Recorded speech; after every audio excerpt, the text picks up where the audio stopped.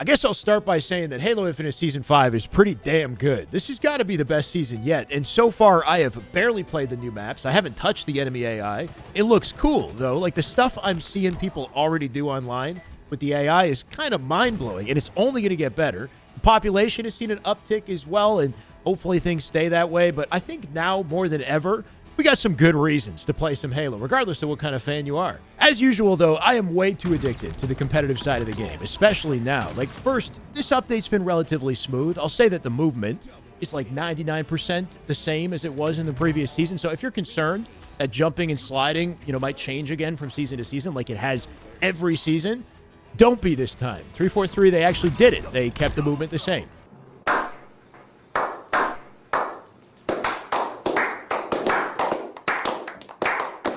I still miss snap sliding from back in Season 2, but otherwise, I am very happy with the state of the movement, and I'll have to make some content on it in the near future. They did patch out super bouncing, though, and I think considering how random and disruptive it was for gameplay at times, it even happened at HCS Worlds. Like, for now, I think the change makes sense. They also took Catalyst and Dredge out of Ranked, so there's no map in the rotation that I'm hoping I don't have to play. I'm just hoping we get more new maps in the playlist. Like, I'm still waiting on Forbidden to join it. We got Extraction now instead.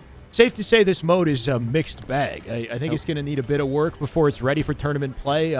If that, I'm seeing a lot of hot takes about this mode on Twitter. We'll talk about it in the future. Desync is definitely still here, regardless of what server you play on. I randomly find myself in 240 ping matches. That's a new thing. That doesn't normally happen. Now I know how Mid Blitz feels, I guess. People still quit, disconnect from Ranked with no rejoin feature. Skill-based matchmaking is still strong as ever. This game will either kick your ass with unwinnable matchups, or they put Lucid on your team, in which case all you have to do is just not die. He will literally carry the lobby. Despite all that, though, when Infinite is good, it's damn good. Like, as frustrated as this game makes me, it is more fun and more addicting than it's ever been. And what's stolen my attention more than anything is this Bandit EVO. I'm just going to straight up say it.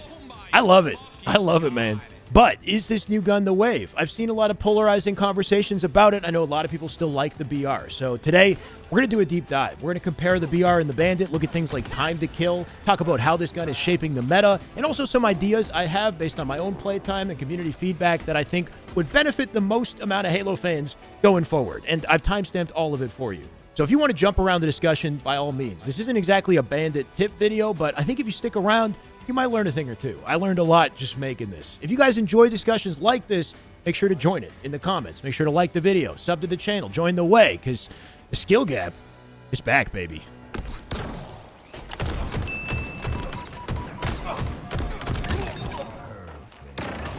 Oh my God. Okay, so the Bandit EVO. How does it stack up with the old Bandit and the BR? We're going to do some testing today. I figured we'd do it on the map Forbidden because it's new and it's beautiful. This has to be one of the best looking maps 343 has ever made. Layout wise, I'm not sure. Like, it seems solid, right? It's definitely a large map. I don't think we're going to know till we play it in Ranked. Movement wise, it's got some stuff, right? It's definitely got some cool stuff. I think it has some missed opportunities too, though, personally. I'll talk about that another time, though. The Bandit, visually, it's basically identical, right? We've got a scope versus no scope. It's a 1.6 times scope versus the 2.0 BR scope, or 1.4 no scope Bandit. Can be descoped if you get shot as well. We got a different reticle too. If you're a Halo 5 fan, you're gonna like the perfect circle style reticle of this. I definitely do. I know some people are saying the outer ring feels large. I'm not really sure what like the justification is behind having the outer ring, because you don't aim with it. You aim with the inner ring. Something to keep in mind is the actual shot won't register until the inner ring is touching, or I guess almost touching your opponent, right? You got to wait for the reticle to change color. But if you want to make that outer ring smaller, if you increase your FOV, you can reduce the size of the outer ring without changing the size of the inner ring. That might help you. I'm on 102, though. I just kind of keep my FOV the way that I like it. Most impactful difference between these two weapons, though, comes down to rate of fire and kick. The older Bandit actually has a slightly faster, very slightly faster rate of fire versus the new Bandit. So if I spam this out for 15, once I get to like the 7 or 8 bullet mark, it really starts, kicking like a mule, I guess. This Bandit, though, it is laser pointer. This is laser accurate. No matter how much I spam this thing, It is literally a laser pointer. There is no bloom. There is no kick whatsoever. Depending on your FPS background, this might seem kind of like boringly straightforward, but Halo's a unique FPS experience. And I think with like its shielded combat and floaty movement, for starting weapons, one of the most important features to have is just consistency. And I think we ensure consistency by having a gun that doesn't have bloom. It doesn't have any form of kick. That doesn't mean that you're going to get perfect shot registration every time you shoot a bullet, but at least we know that like the mechanics of the weapon are reliable, and I think that's really important. I don't think it's perfectly hit scan, by the way. I think if you're far enough away, there's a very slight travel time with the bullet and slight lead. I think the BR has this too.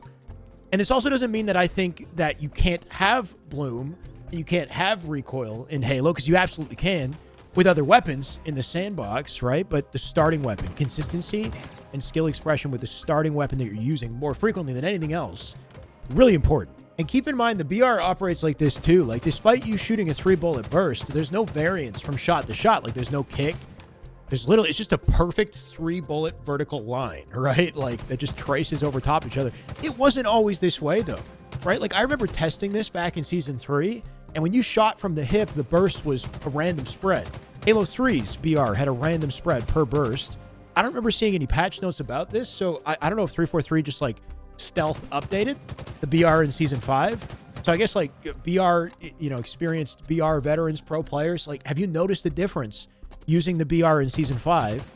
Either way, let's compare some stats between the Bandit and the BR. I did some testing on time to kill and various things. The Bandit, under perfect conditions, it's a 1.25 time to kill. The way I tested it, I don't have a fancy, like, number counter on screen for you. I took the frame that the first shot came out and the frame that the kill happened, and that's how I measured it. So trust me, bro, is the source.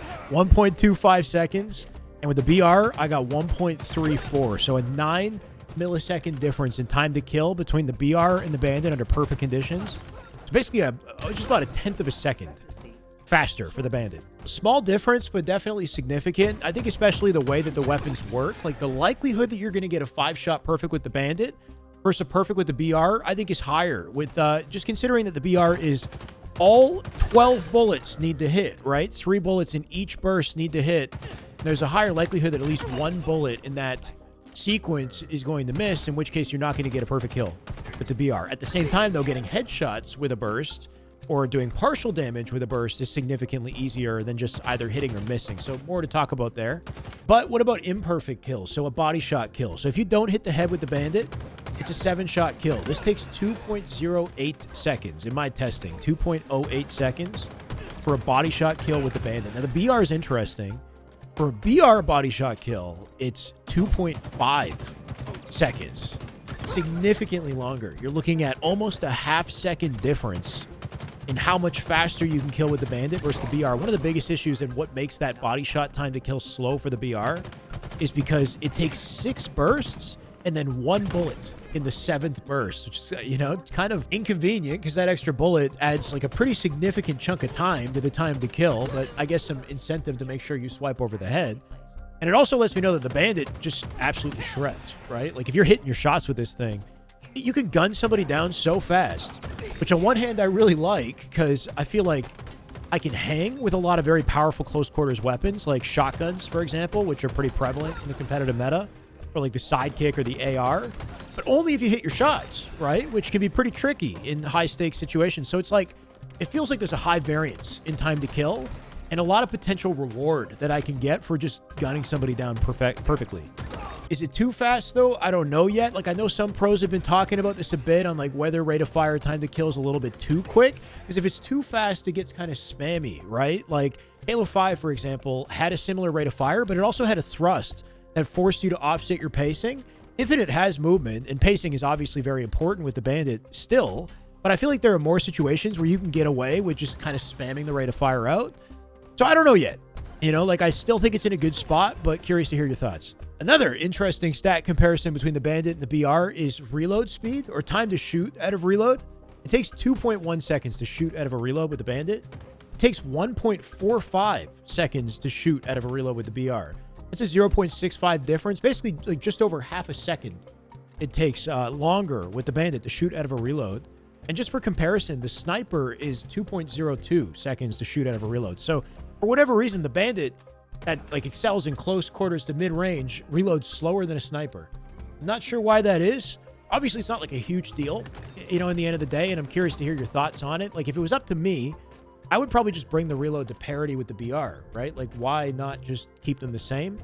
But curious to hear your thoughts on this.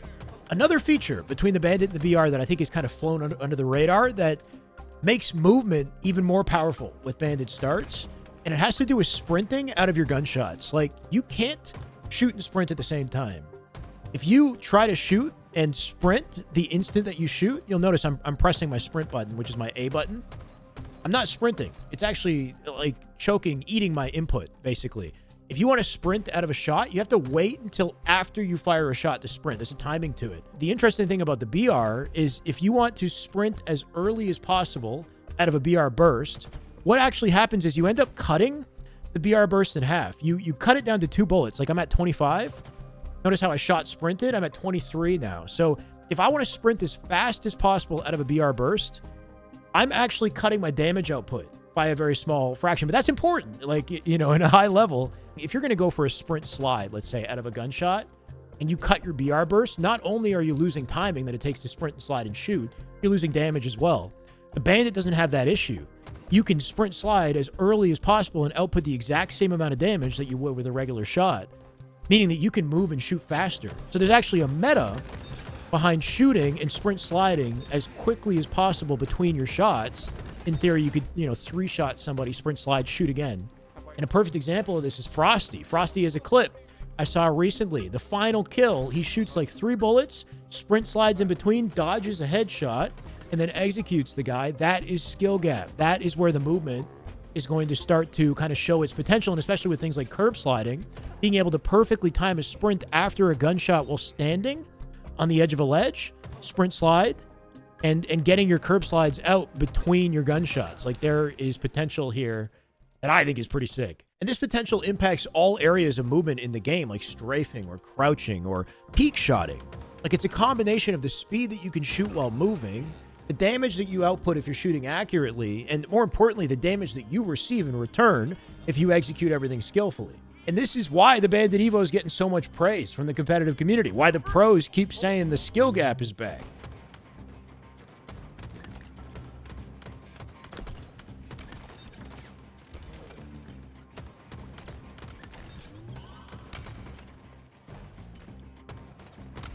Let's go, chat. Skill gap back. Or joking about it. Here's a controversial tweet from Gunshot. He's countering the skill gap argument on the Bandit. He's showing a really questionable 5-shot kill where he's like swinging the aimer.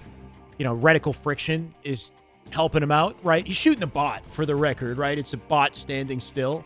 Every weapon has this feature too. Like the BR has reticle friction. Exactly the same. I think the point he's trying to make here is that with the BR, you can't really do this because you got to track a burst. If I swing my aimer across the target, I'm only going to do partial damage, which is fair. Let's imagine the target's 1 shot, though. I can swing my aimer now, right? And not only can I swing my aimer and get the kill, I have a 2-bullet extra buffer to ensure that I hit the head if I'm slightly inaccurate. And this, in my opinion, is one of the main issues with the BR. Like, is it skillful to track every single bullet in every burst and get a perfect kill? 100%. Like, getting perfect kills happens less frequently, I would say, with the BR than it does with the Bandit. But what about just outputting damage or cleaning up a kill? Like, I feel like it is undoubtedly easier to just output damage and clean up kills with the BR, on top of the fact that the Infinite BR has a generous amount of aim assist and bullet magnetism to help guide the shot. Now, what's the punishment for being inaccurate with the Bandit instead? 0 damage. You do no damage at all. That's a big deal, and that's why I'm such a fan of this gun. For example, here's a clip from Formal's live stream the other day. He's on Recharge. He's up against some very high-tier Onyx players. These guys are AMs. They're competitors. They knock him to no shields. He's bottom stacks. He's got terrible positioning. The man is jumping and challenging a full-shielded player top gold, and he's getting away with it. And yeah, he's got Collect above him. Yeah, he's more confident than they're probably expecting, but the kill on Breaking Shot is wild, right? Like, he's basically a bullet from death. Starts regenning. He takes, like, I think 2 bullets. Body shots worth of damage. I guarantee if Breaking Shot had a BR, Formal either dies or Formal does not come away with a kill here, because that partial damage is going to kill him. It's the outplay potential that's such a big deal here. And that's not even talking about the scope range. With the 1.6, cross-mapping feels more challenging. Yes, team crossing is still very powerful, but there's just a lower chance that you're going to get headshotted. So I feel like I can do more on the map. I feel more incentivized to pick up other long-range weapons to fill in that role. I don't know, man. The Bandit is just a good time. Like, either you're kicking ass or you are absolutely getting your ass kicked with this gun. And that dynamic in competitive Halo, mixed with all the other elements that make Halo so fun, it's addicting, man. Ranked has been addicting recently. I'm just liking the Bandit, man. Like, it doesn't mean I dislike the BR. I think that the BR still has its skill expression. I think it still looks and sounds iconic. Like, the BR is very Halo, right? So I definitely miss that component. The look of the Bandit is growing on me. Like, I shifted all my offsets around. I threw the Bandit over to the right side of the screen. And I don't know, it looks kind of hard. Like, I kind of like this change visually. If you're a big fan of the BR and you don't like this change, I definitely hear you. I would say in the short term, try to embrace this a little bit. Like, I feel like the Bandit is one of those weapons that gets better as you get better at the game. It's just very rewarding when you get good with it. I've been seeing people ask, like, has the pace of play slowed down with the Bandit EVO? And I'd say yes and no, depending on the lobby that you're in, right? Like, the higher elo the lobby, the faster the pace of play with this gun, because there's so much variance in your potential and how quickly you can kill. And also, like I talked about, being able to shoot and sprint around shooting. I did ask on Twitter for any ideas people had on, like, the best steps 343 could take that would make, I guess, like, the most players happy. And I saw some solid responses. I don't think having another playlist with the same settings with BR starts is a good idea, just with the state of the population in the game. Having an exactly the same playlist with BR, it's just going to split us. Like, you know, I think that the Slayer playlist, that's an interesting one. That one's Bandit EVO starts for now. In the short term, I like that because I do think people should take some time to get used to it. But that down the line, that I think can change to BR starts. BR start Slayer would be a good idea. And then I think on every existing map, there should be at least one BR. And that would be a quick switch, I think, that 343 could do. Take every Bandit spawn on every map that has a Bandit and just swap it with a BR. You can't even pick up any of the Bandits on the wall racks, like, as it stands in ranked. So you might as well just put a BR there instead. Or you can, you know, put some thought into where you place those BRs. Like on streets, for example, maybe you can swap the commando, put the commando where the Bandit is, put the BR where the commando is on top A. So you have a BR to kind of combat the stalker. You could put a BR on live fire on nest maybe instead of a commando for, you know, more power in the high ground in that position, let's say, or in tower, or maybe gold on recharge.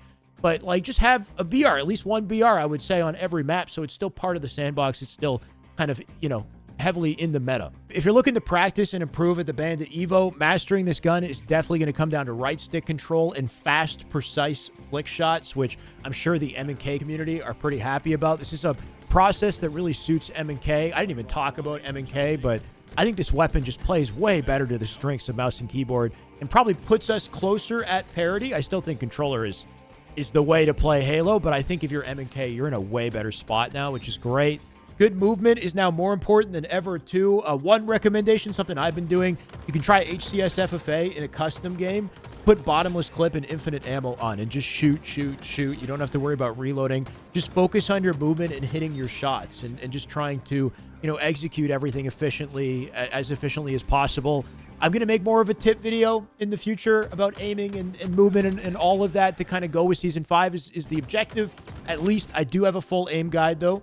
Linked it in the description. I've got a sniping guide in the description. I've got curb sliding guides in the description if you want that. I know Active, M&K player, he's made a Bandit guide as well. I'll link that too. So just a variety of resources to kind of help you get going because, you know, Infinite now more than ever, I think there's a good time to grind and get good. And speaking of getting good, I'm trying to as well. Come by the live stream if you have any questions. Right now we're pushing Onyx 1700 solo queue. We're getting pretty close. I'm doing custom 8s with viewers as well, so maybe you can join us, work on the Bandit start. I'm also doing a live Metafy coaching session with Halo Pro Druck.